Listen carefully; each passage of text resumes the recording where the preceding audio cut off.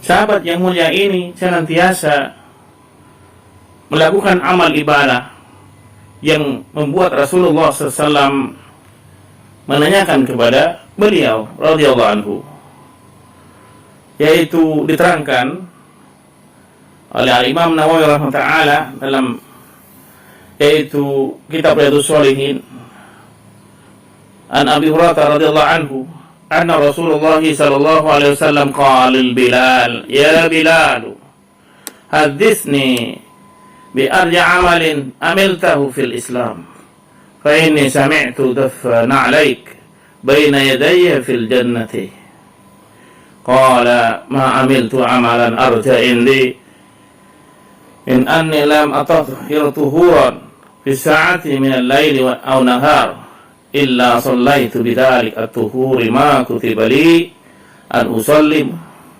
muttafaqun alaihi wa hadha lafdzul Bukhari ad-dafu bil fa'i sautun na'li wa harakatuhu 'ala al-ardi wallahu a'lam. Dari sahabat Abu Hurairah radhiyallahu anhu bahwasanya Rasulullah sallallahu alaihi wasallam berkata kepada Bilal, sahabat Bilal, wahai Bilal, ceritakanlah kepadaku tentang satu amalan yang engkau lakukan di dalam Islam yang paling engkau harapkan pahalanya, karena aku mendengar suara kedua sandalmu di surga. Bilal menjawab, tidak ada amal yang aku lakukan yang paling aku harapkan pahalanya daripada aku bersuci, berwudu maknanya pada waktu malam atau siang. Pasti aku melakukan sholat dengan wudu. Aku melakukan sholat dengan wudu tersebut sebagaimana yang telah ditetapkan untukku. Ya, setiap beliau ya mau sholat, ya habis wudu beliau sholat dengan sholat wudu yang beliau kerjakan. Muttafaqun alaih. Hadis ini diriwayatkan oleh Al-Imam Bukhari dan juga Imam Muslim. Fawaid min hadis hadis, faedah dari hadis ini menunjukkan pertama pentingnya beramal dengan menyembunyikan amal tersebut, karena amalan yang tersembunyi lebih utama daripada amalan terang-terangan, kecuali berdakwah. Tapi berdakwah tentu ya mempunyai ilmu, ya ilmu alatnya juga tahu, bahasa Arabnya, ya, nahwu sarafnya, ya, dan belajar dari guru, ya, biar ada yang bimbing. Ya, selama di sana diajarkan hal-hal ya, ilmu qala Allah, qala Rasulullah sallallahu alaihi wasallam. Juga hadis ini yang kedua menunjukkan anjuran untuk melakukan salat sunnah setelah wudu. Jadi habis wudu salat sunnah, nanti salat wudu. Ya, ini amalan yang mungkin gampang diucapkan, ya, tapi berat untuk kadang dilakukan. Ya, wudu, ya, habis itu sholat, ya, gampang, tapi bagaimana kita melaksanakannya tersebut. Juga as-salis yang ketiga menunjukkan bahwa ya, amalan kecil berpahala besar. Ya, yang mungkin menurut kita amalan tersebut kecil, tapi bagi Allah besar nilainya yang diberikan pahalanya bagi kita. Maka jangan meremehkan amalan kecil menurut kita, padahal besar di sisi Allah azza wa jalla taala. Maknanya iltizam li amali amal sunnah, yaitu dia terus menerus melakukan amalan-amalan sunnah dan tidak terputus, walaupun itu mungkin kecil menurut kita, padahal besar di sisi Allah, yang dinilainya itu berkesinambungan, iltizam ya amalihi. Ya. Jadi as-sunnah ya ada tentang kita yang melakukan amalan-amalan sunnah ya, dan kita rutin membacanya ya, atau melakukan ya zikir pagi petang ya. Jangan sampai kita lalaikan baca surat Al-Mulk ya, dan mengamalkannya. Juga Ar-Rabi' yang keempat, memperbesar Allah Azza wa Jal, yang memperbesar, melipat gandakan balasan suatu amal setelah Allah mempermudah orang tersebut, hamba tersebut untuk beramal, yang dimudahkan oleh Allah. Jadi kalau kita bisa melakukan amalan-amalan sunnah yang dimudahkan, itu maknanya memperbesar, ya, melipat gandakan balasannya yang Allah berikan kepadanya. Yang kelima, ya, al-khamis, yaitu bertanya kepada orang soleh tentang amalan dia yang khusus istimewa, sehingga bisa kita contoh selama memang tidak keluar dari sunnah, ya, dari syariat, ya, memang ada dalilnya, ada hujahnya untuk dikerjakan. Yang keenam, boleh seorang guru untuk bertanya kepada muridnya tentang suatu amalan-amalan, ya, untuk mensupport, ya, memotivasi, mendukung, ya, dalam beramal. Jika itu amalan baik dan bisa jadi ya, atau bisa jadi dilarang jika itu amalan jelek.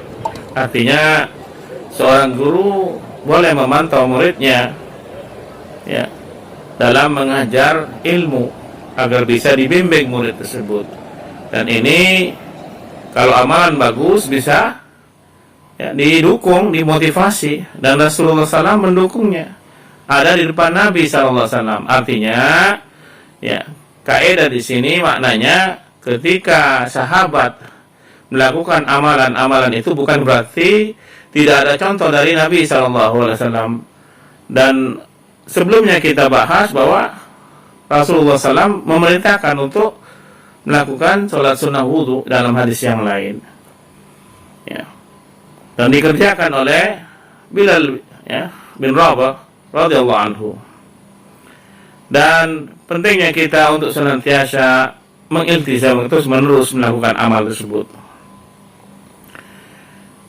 ya.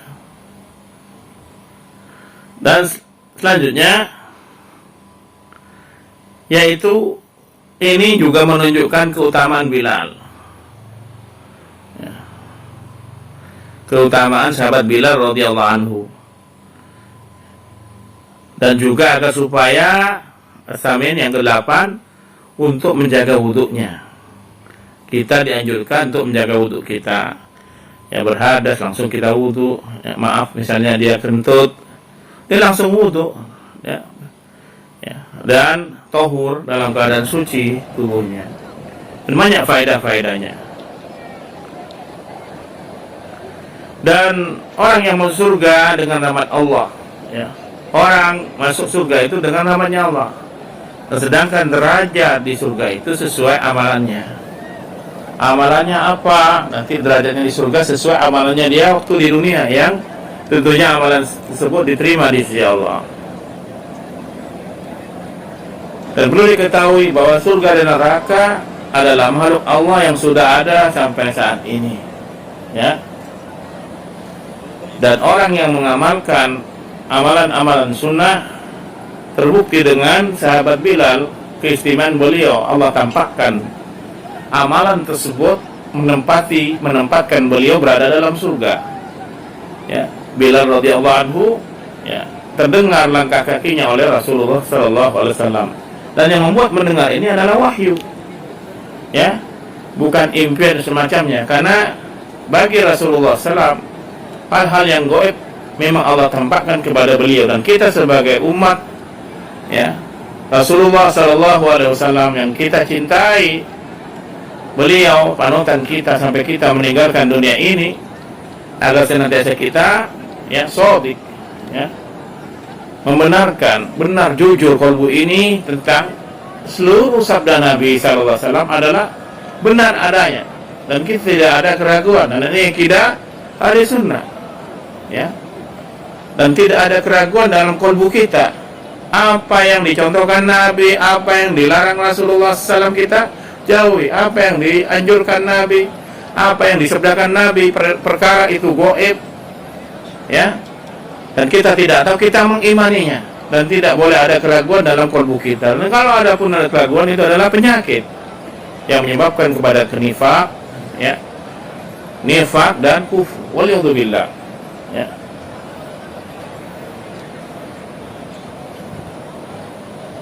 Salat sunnah wudu ini bisa dilakukan waktu yang dilarang waktu salat sunnah. Walaupun mungkin ada perselisihan dari beberapa ulama, tapi ini dibolehkan, ya. Misalnya pas lagi hadas kita mau salat wudu waktu setelah ya salat fajar, ya, dibolehkan selama memang ya ini muqayyad, ya. Juga jadi salat mutlak, ya. Salat sunnah wudu bisa diniatkan dengan salat rawatib atau bisa digabung, karena salat sunnah antara salat sunnah boleh digabung, ya. Amalan sunnah dengan amalan sunnah boleh digabung, ya. Misalnya kita belum salat rawatib dan takut keburu iqamah, ya, kita langsung niatkan salat wudu dan salat rawatib, qobliyah zuhur misalnya, ya, atau non rawatib. Yang penting mengerjakan 2 rakaat setelah wudu, ya. Nah, kita wudu dulu, berangkat ke masjid, sholat tahiyatul masjid, kita niatkan juga sholat wudunya dan tahiyatul masjid itu. Ya, ini ya bisa dikerjakan, diniatkan, ya, non rawatib seperti sholat tahiyatul masjid, ya, boleh diniatkan 2 sholat sunnah. Ya, kalau ini dibolehkan. Semoga Allah memberikan kebaikan kepada kita. Ya, apapun yang kita kerjakan itu amalan sunnah, maka tentunya kita ya tidak putus asa untuk melakukannya. Terus menerus istiqomah.